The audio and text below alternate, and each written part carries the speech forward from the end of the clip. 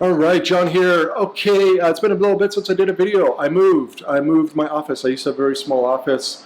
I moved. You can see here, actually interestingly, I rented a tiny condo, but it's big compared to the office I had.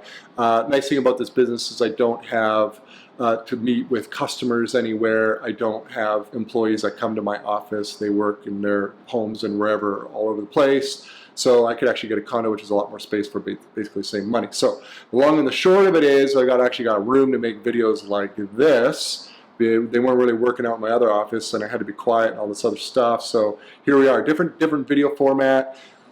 I've been doing the slideshow thing for a long time. They seem to be working out. Some people seem to like them. That's great. Let me know if you think the slideshow is better, or if you think this the talking head thing is better. I'm happy to do whatever. I thought I'd give this a shot though, now that I got the space and I bought all this gear to do it. Okay, let me know. Now, let's talk about Pinterest SEO. Okay, more specifically, is Pinterest good for SEO? And there's a distinction between Pinterest SEO and whether Pinterest is good for SEO. Pinterest SEO is ranking your pins on Pinterest itself.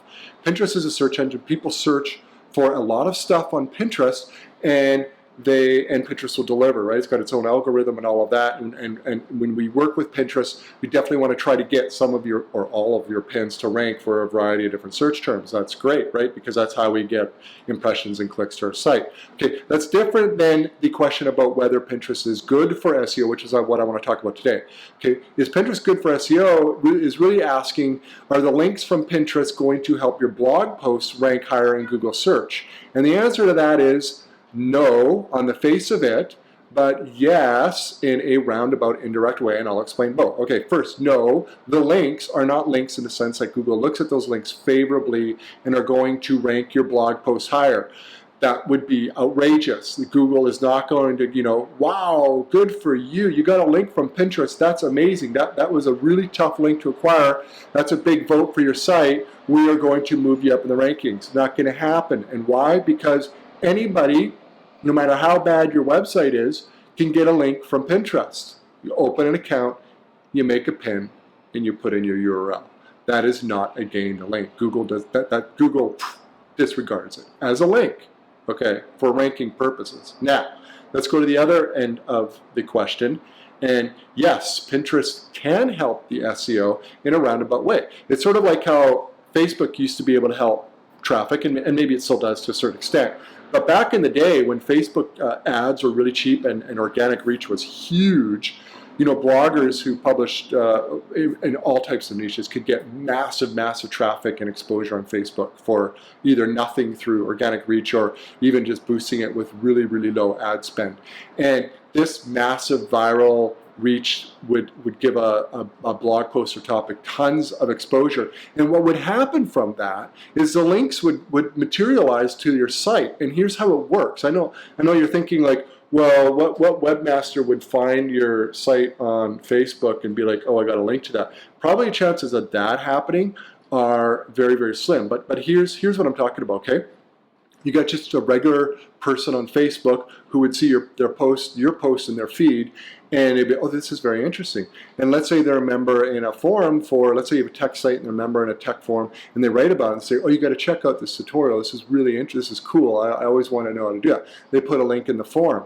Somebody who's in the forum is also on Reddit, and they're prolific on Reddit, and then they're part of a discussion about something related, and they link to it on Reddit, and they're like, you see, it shares. And then let's say a bunch of webmasters who own really cool blogs in the tech space are on Reddit, and they're looking at that, and they're doing research there or whatever, and they find your article because somebody linked to it. It's already got this sort of social proof because it's been, somebody on Reddit linking to something that's really cool. That's a lot of social proof. Kind of shows it's good. Not always, but it can. And the webmaster can go, they're going to find it, they're going to link to you from their blog because it's cool. And that's how it happens. And it's a slow process, but it builds up over time. And that worked extensively with Facebook when the reach was really huge, and tons of people would get all this would discover all this content and then start sharing it like that. Okay. That's what I'm talking about, Pinterest being good for SEO. It's the same thing. You can get viral pins on Pinterest. You can get pins that will get 200,000 impressions. Now, does this happen all the time? No, that's rare, but it can happen.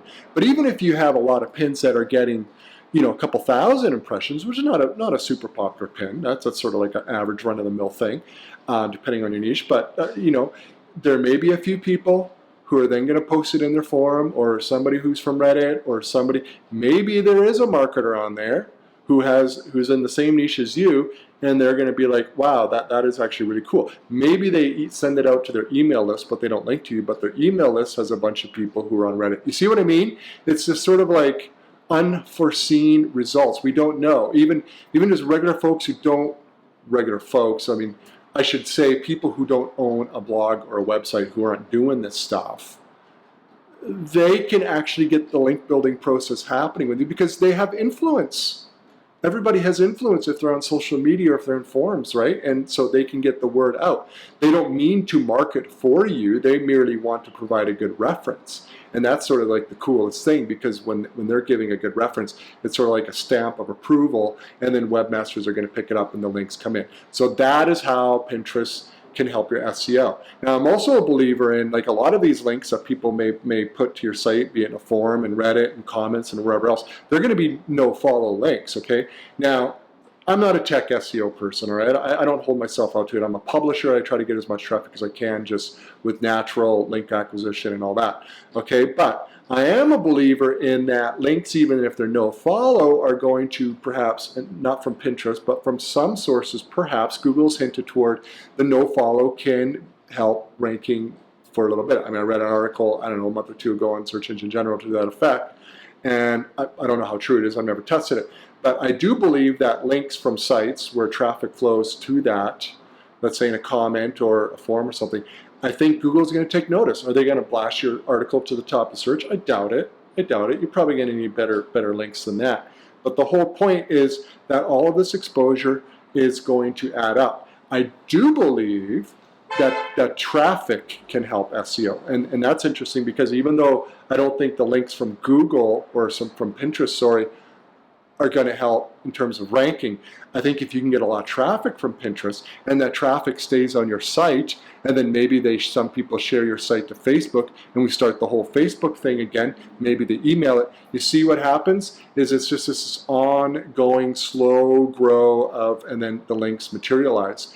And then here's the real beauty, and this is when your site hits number one, or your article hits number one, that's when the link acquisition just goes on overdrive, because now a lot of other web publishers who may be doing research or looking for something as a reference or source for one of their articles, they're going to find you all the time because you're number one. And let's face it, we're not the hardest working bunch of folks, right? When we need a good reference for something, unless it's really specific or really technical, we sort of just take one of the first ones that show up, spot one, spot two, spot three. We're like, oh, okay, that's good, I'll do it. And I do reference a lot in my blog posts, and I ask my writers to do the same.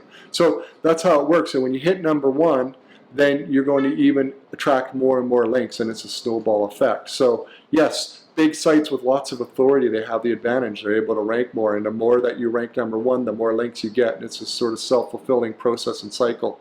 And so at the end of the day, if your niche works on Pinterest, if it's visual, it's worth using. Not only can the traffic be substantial, I get over 300,000 visitors for one site from Pinterest per month.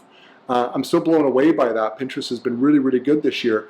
But not only that, I believe that I'm attracting a lot of links as a result of that over time, just because of that overall exposure.